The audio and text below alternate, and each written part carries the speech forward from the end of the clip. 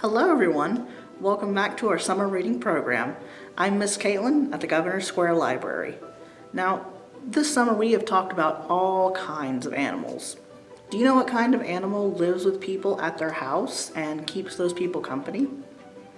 They're called pets. And people can have all kinds of different pets. They can have gerbils, they can have mice, they can have snakes, they can have fish, they can have cats. But do you know what kind of pet people have more than any other kind of pet? If you said dog, you are absolutely right. More than any other pet in the United States, more people have dogs. Now, you might remember last year when I went to our friends at the Humane Society and I read some books in their cat room with all of the cats that were available for adoption at the time.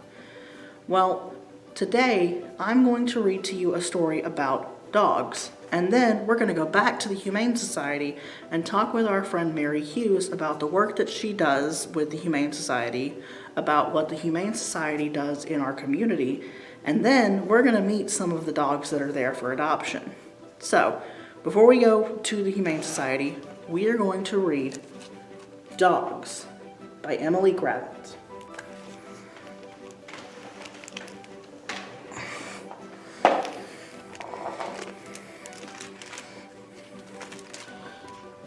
Look at all of those dogs. Dogs by Emily Gravett. I love dogs. I love big dogs and small dogs.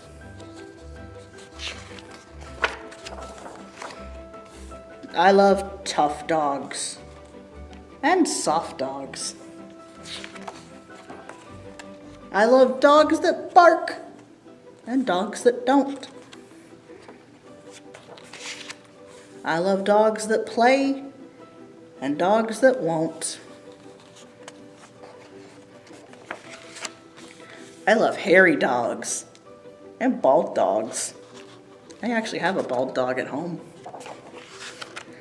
Stripy dogs and spotty dogs. I love slow dogs and fast dogs. Shabby and chic dogs. I love dogs that are good and dogs that are bad. But the dog that I love best, well, let's see. What dog do you think they like best? Is any dog that won't chase me. There's a kitty cat getting chased by the dogs. And there's some more dogs. Well, that was a surprise, wasn't it? I certainly wasn't expecting it to be a cat that was talking about how much they like dogs, because normally you don't think about cats and dogs getting along too much. But I have to agree that dogs are really great companions, and they make some of the best, most loyal friends that you will ever have. See, that's the main thing that the Humane Society does, is they try to find a good home for every single animal that comes through their door.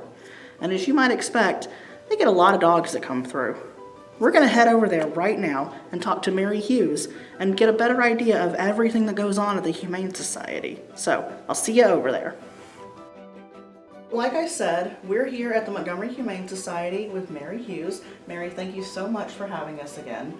I wanted to ask you first off, what are the ways that the Humane Society helps support the community of Montgomery, and what do you all do here? Well, our mission statement really includes 4 different areas. Number 1, we provide shelter. We are a shelter for unwanted and abandoned animals. Mm-hmm. We also provide an adoption center for healthy animals and hopefully finding them new homes out in the community. We also have an investigative team that investigates cruelty to animals in the area.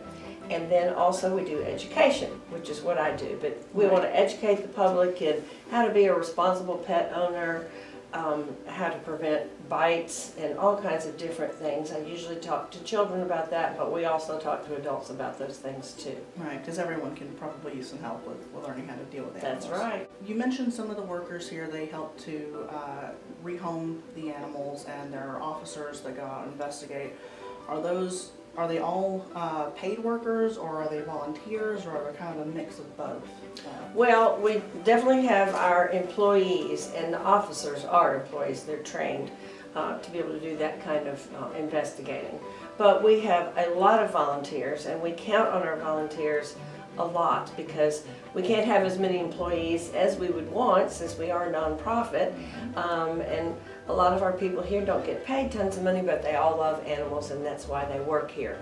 But we count on our volunteers to come and help us get the dogs out, to socialize the cats, and to do all kinds of other tasks around the shelter. There's a lot of laundry to do around here because we bathe animals. There's a lot of cleaning to do, as well as walking and playing and taking care of the animals' needs. So it's kind of like they come here and do a lot of the same jobs you would for a pet at home, just on a much bigger scale. Exactly. Okay, and what exactly is your job here at the Humane Society? Well, I'm the education coordinator, and what that means during normal times, not during COVID times, Right. but during normal times, I try to go around to every school, usually first grade or second grade, and talk to them about bite prevention. So many kids don't know, and so many adults don't know how you should approach an animal for the first time.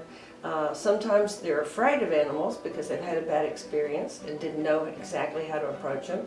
And sometimes because they love animals and have an animal at home, they might approach a new animal incorrectly because they want to just walk right up and give them a hug and kiss them on the face. Right. And that animal might not prefer that kind of greeting. So I want to go around and teach them all about different things like that with their own animals and meeting new animals, and talk to them in schools. Then I also have a program called Read to the Paw, where I take my dog, who was a shelter dog, but now he is a therapy dog, not a service dog that helps Right. someone who's handicapped, but a therapy dog, which their job is just to have people love on them. Right.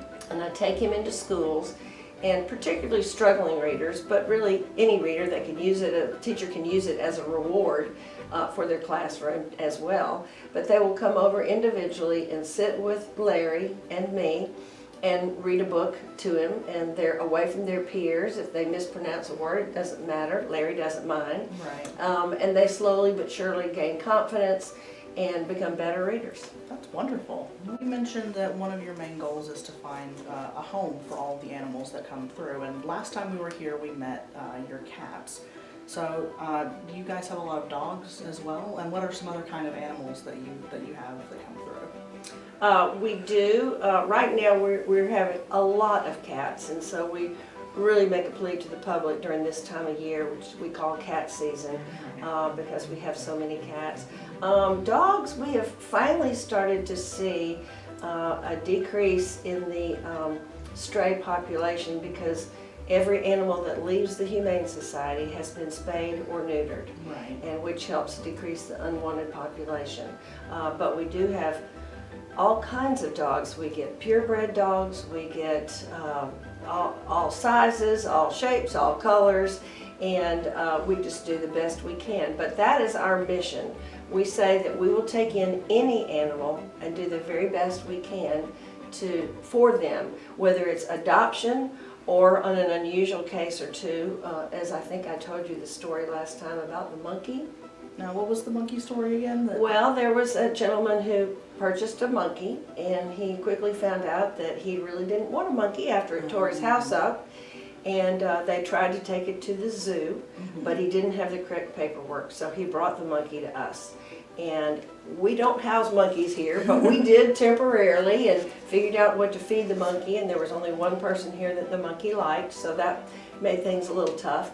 Meanwhile, we were researching where the monkey could go, what would be the best outcome for the monkey, and we found a sanctuary in Florida, and one of our lovely volunteers drove the monkey part of the way, and one of their people came up halfway, and we sent the monkey off to the monkey sanctuary to live out the rest of his life. So we do things like that as well. And I think you also mentioned last time that you also get a lot of horses too, that you work with the 4-H and other society places. We do get some farm animals and horses that sometimes, and unfortunately, during the last economic downturn, were abandoned.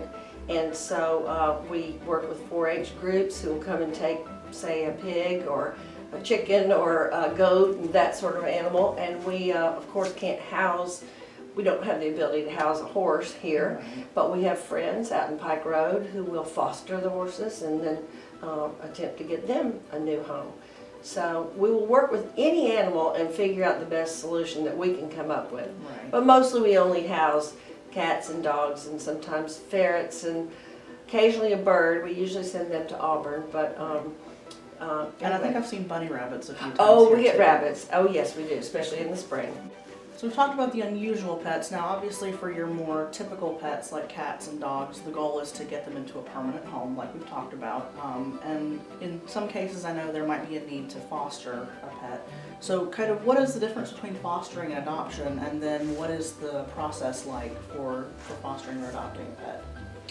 Well, fostering is a wonderful part of our program because, especially for a little tiny kitten or puppy, for whom the germs can really be dangerous, it's much healthier if we can get them into a home till they grow big enough for really being adopted. Right. So foster parents will take them in, take good care of them, some brand new kittens or brand new puppies, take them in.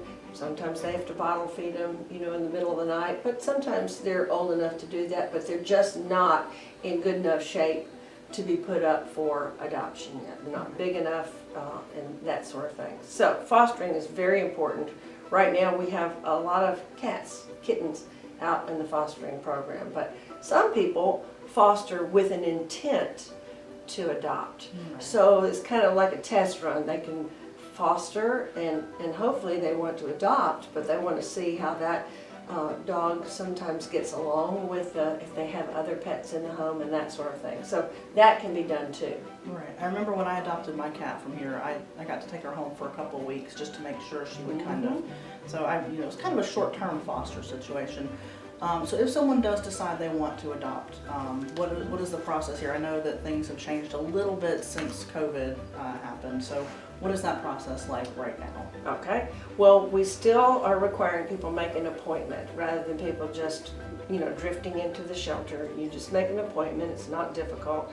And come on in and you spend your quality time with the animals. And then when you have made a decision and you feel like you've played with them and you think, oh, this is going to be a good match, then you meet with an adoption counselor. And they'll ask you a lot of questions. And they're not difficult questions, it's just things that would help you to be prepared for if you're getting ready to adopt. For example, they might ask you if you have a fenced-in yard, which would be helpful for particular kinds of dogs, for sure. Sometimes we have escape artists here, so it's helpful if you have a fenced-in yard. They might ask you who you intend to have as your veterinarian, to make sure you've already put that in your mind, realizing that adopting a pet is going to cost you some money. And so you want to have thought about that ahead of time. A nice, comfortable, quiet, safe place for them to stay in your home. They might ask you who's going to be the main caregiver. They want you to think about these things before you take your pet home. Right. Okay. For a more successful adoption. Right, and that's always the goal. You don't want to see somebody have to come back. Right. But if they have to, then we're fine, rather than them keeping them in an uncomfortable or bad situation. Right. We're happy to take them back. But we want to make sure it's a good match before they go, if we can. Right. Now, not everyone can foster or adopt, obviously, and that's okay. But what if someone can't do either of those, but they still want to find a way to help out the Humane Society? What are some ways that they could do that? Well, of course, volunteering is always wonderful. We can always use volunteers. But even if they don't have time for that, we certainly love monetary donations. But we also like donations of what you call in-kind donations. So extra dog food that hasn't been opened, cat food, kitty litter. If you feel like you have a few extra dollars a day when you go to the grocery store, buy an extra bottle of bleach. We use lots of bleach here to kill the germs. Another great thing, and it's something that you can't buy, is shredded paper. And we use lots of shredded paper in the puppies' areas and things like that. But we don't use the little, very small confetti type shreds. We use the longer shreds. So if your office or your business of any kind shreds paper, save it. Bring it to us. You can drop it off right at the front. Doesn't have to be. We don't have to be open. It's just fine. Also, we use old clean towels because we do a lot of bathing around here, and to either bathe them or sometimes to comfort an animal who might be injured that we're wanting to make their area extra cozy and soft. And so there's lots of things that you can donate. Sometimes their cat will pass away and they're not sure they're going to have another animal, and they'll bring their cat tree into us. And so we can use those in the cat room. So there's lots of things that you can do and donate, and ways that you can help us without actually being here. That's great. So is there anything else that you want to say to our viewers, or anything else about the Humane Society? No, except that do look online at montgomeryhumane.com. It will tell you all kinds of things about us and our mission, and ways that you can help us. But it also has pictures of all of our adoptable pets. And so if you or a friend is looking for a new friend, a forever friend, be sure that you look online first, because you'll get to know them a little bit. It'll tell you information about how long they've been here, when they came in, how old they think they are. Sometimes we know their age if they were brought in by their owner, but sometimes we don't, and we have to guess by their teeth or their bones and things like that. But you can learn a lot before you actually come out and make an appointment and visit us. Okay, wonderful. So that's montgomeryhumane.com, correct? Correct. Great. Thank you so much for having us. You're welcome. Now, the Humane Society actually has a few different outdoor areas that are separated to make sure that the dogs stay safe. Puppies and small dogs like Bailey here get to go in the front yard that is specifically for small dogs. It can be intimidating and overwhelming for a small dog to try to play with big dogs, but a big dog might be able to jump over the fence, and that's not safe for anybody. Now, the other yard, which is for the bigger dogs to play in, has a gate, and that gate goes out to a large open field. And the Humane Society uses this field in order to do what's called enrichment. Enrichment is anything outside of basic feeding and other nourishment that helps stimulate the dog's mental and emotional and social health.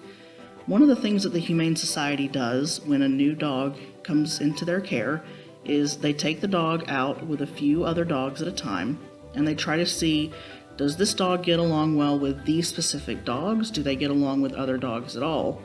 So you can see here, this black and white dog, Mitchie, and the brown dog, Jolly, not only do they get along really well with each other, but they get along great with other dogs. They're so excited to see the other dogs. They want to talk to them and play with them. And that's really great, especially if a family maybe already has another dog, or if they want to adopt two dogs at once. Sometimes dogs who are best friends in the shelter, they get lucky enough to be adopted together, and that is great for the animals to have a friend. But, just like people, dogs are all different, and they all have their own personalities.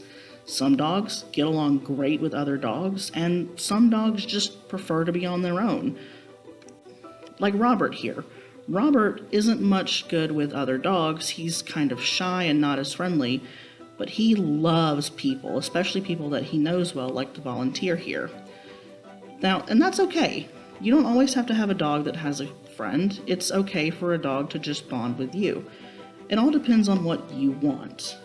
Now, some dogs can get really loud and really excited when they see the humans that are coming in to potentially adopt, and they think, if I'm loud and I get louder than the other dogs, then these people will want to take me home.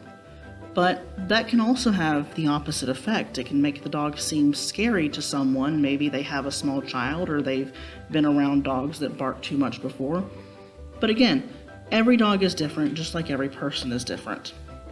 Luckily, because the Humane Society's goal is to find every animal in their care a forever home, there's no time limit for how long an animal can stay. For some reason, people seem to think that an animal at the shelter will only have about 6 months to get adopted. But that's just not the case.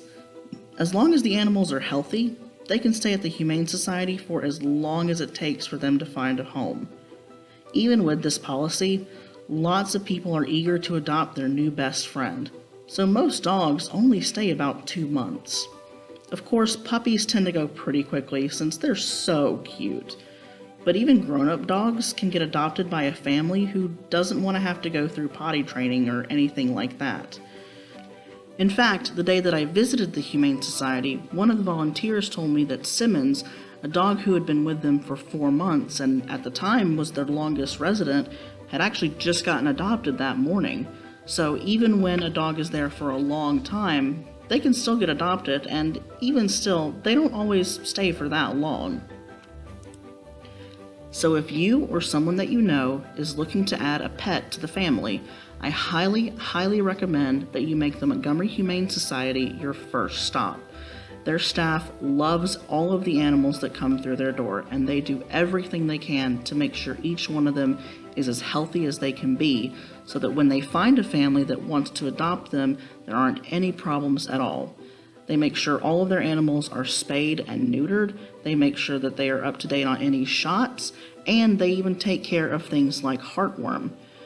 Some dogs like Bailey have heartworm, and it can really affect their health and can even make other dogs sick too. So when they take care of animals like Bailey, they make sure that when you take them home, they're ready to go and as healthy as they can be so that they can be the best friend that you would ever want. So make sure that you go to montgomeryhumane.com or give them a call to see if you can set up an appointment to adopt or ask how you can help out.